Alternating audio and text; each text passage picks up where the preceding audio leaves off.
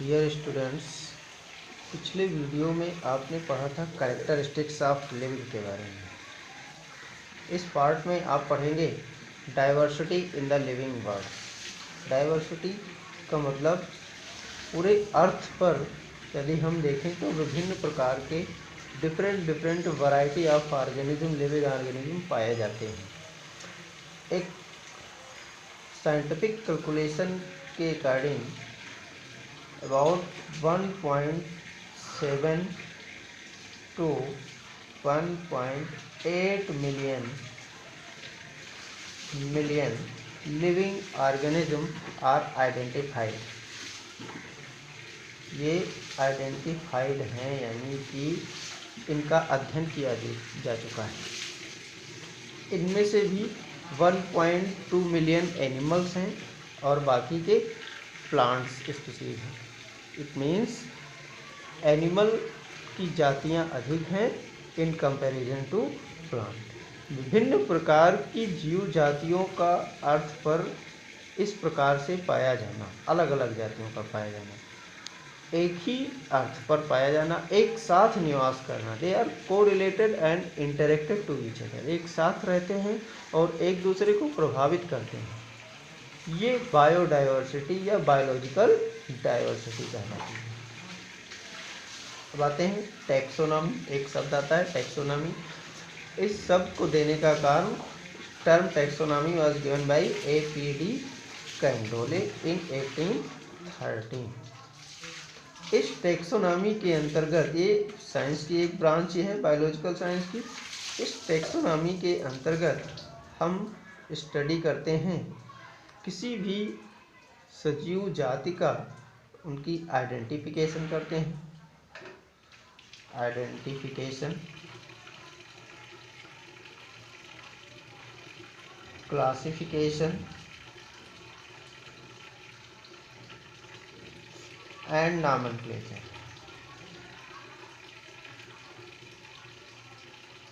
It means taxonomy is the branch of science dealing with the identification, nomenclature and classification of and living organism। किसी भी living organism का identification करना, classification करना और उसका nomenclature करना, ये टैक्सोनॉमी कहलाता है। अब आते हैं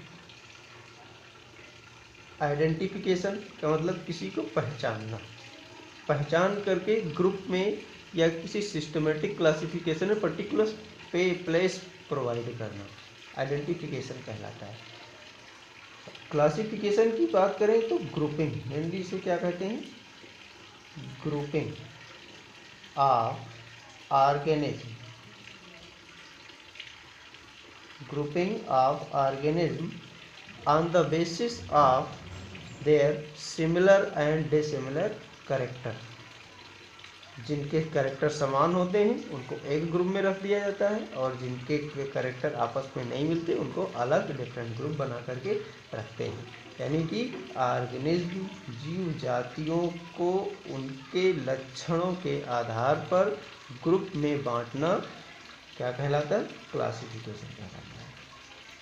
ऐसे समझ लीजिए कि जैसे कबाड़ी वाला आता है और कबाड़ घर से ढेर सारा कुछ प्लास्टिक के भी ले जाता है, लोहे के भी सामान इकट्ठे करता है, पेपर का भी सामान इकट्ठा करता है, लेकिन वो बाद में अलग अलग सबका ग्रुप बनाता है। ठीक है, पेपर वाले को पेपर को एक साथ रखता है, प्लास्टिक को एक साथ रखता है, लोहे को एक साथ रखता है, तो ये क्या करता है, ग्रुपिंग करता है। ठीक उसी प्रकार से हम जीव जातियों की भी ग्रुपिंग करते हैं। अब आते हैं नॉमेनक्लेचर पर। नॉमेनक्लेचर क्या है, प्रोवाइड द नेम, तो provide the name of an organism, किसी ऑर्गेनिज्म को नेम प्रदान करना।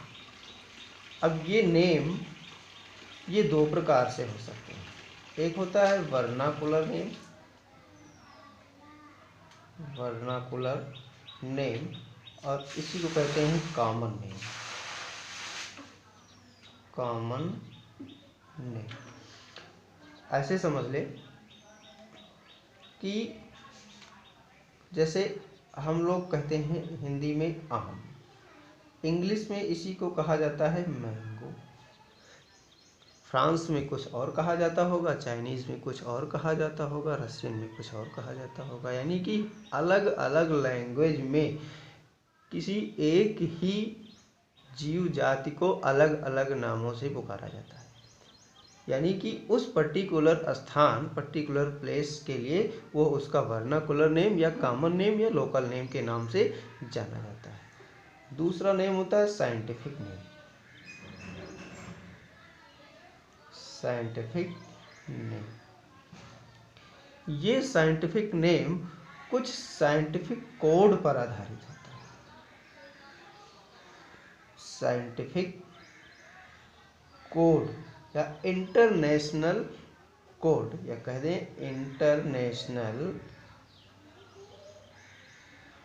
इंटरनेशनल कोड पर आधारित होता है। और ये साइंटिफिक नेम यूनिवर्सल होता है, यानी सभी जगहों पर मान्य होता है और सभी के द्वारा ये मान्यता दी जाती है, सभी लोग इसका इस्तेमाल करते हैं। अलग अलग जीव जाति के लिए इसके लिए कुछ कोड स्थापित किए गए हैं, जैसे ICBN, international code for botanical nomenclature, यानी कि ये कोड बॉटेनिकल नॉमेनक्लेचर पौधों के लिए है। दूसरा है ICZN, international code of zoological nomenclature, जंतुओं के लिए। ICVN, international code of viral nomenclature, ये वायरस के नॉमेनक्लेचर के लिए, नामकरण के लिए। ICNB,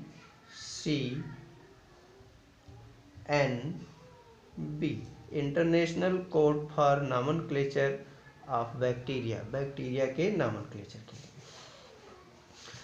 अब थोड़ी बात कर लेते हैं बाइनोमियल नॉमेनक्लेचर।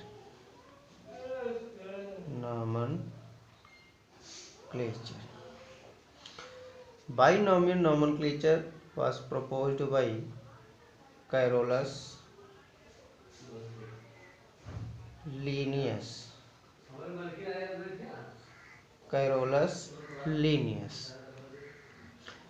इनकी एक बुक आई स्पीसीज प्लांटेरम।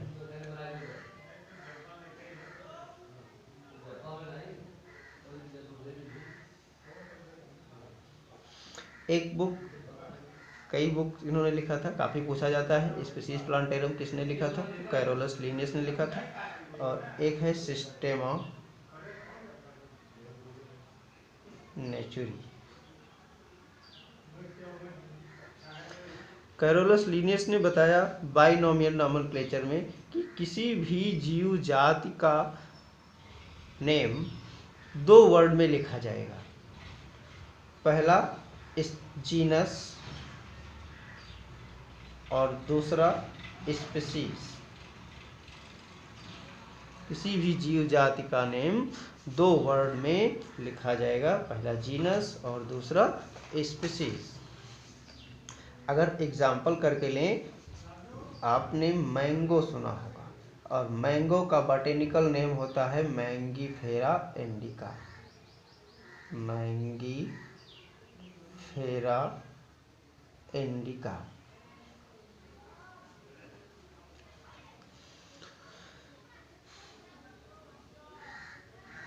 मैंगीफेरा इंडिका, ये मैंगीफेरा, जैसे इसमें भी देखिए 2 वर्ड दिखाई दे रहे हैं। ये जीनस है, जीनस, और ये है species.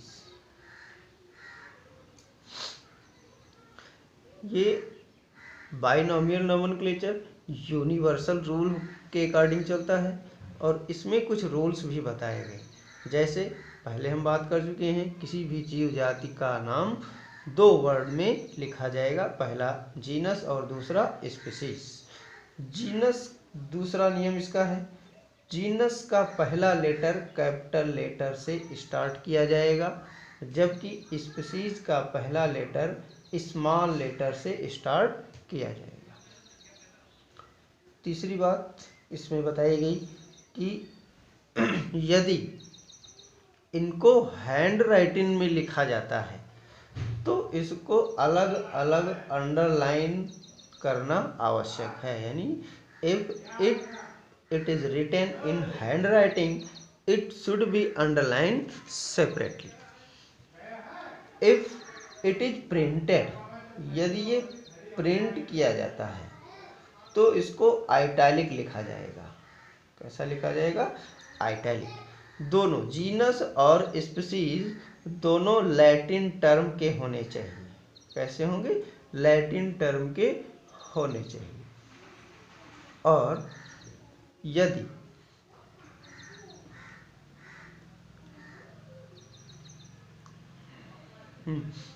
The name of Athar, यानी कि वह साइंटिस्ट या वह अथर जिसने इसको नेम प्रदान किया है या जिसने इसकी डिस्कवरी की है, उसके नेम का एब्रीविएटेड फॉर्म, इसका मतलब स्मॉल फॉर्म आगे लिख दिया जाएगा। जैसे हम होमो सेपियंस लिखते हैं,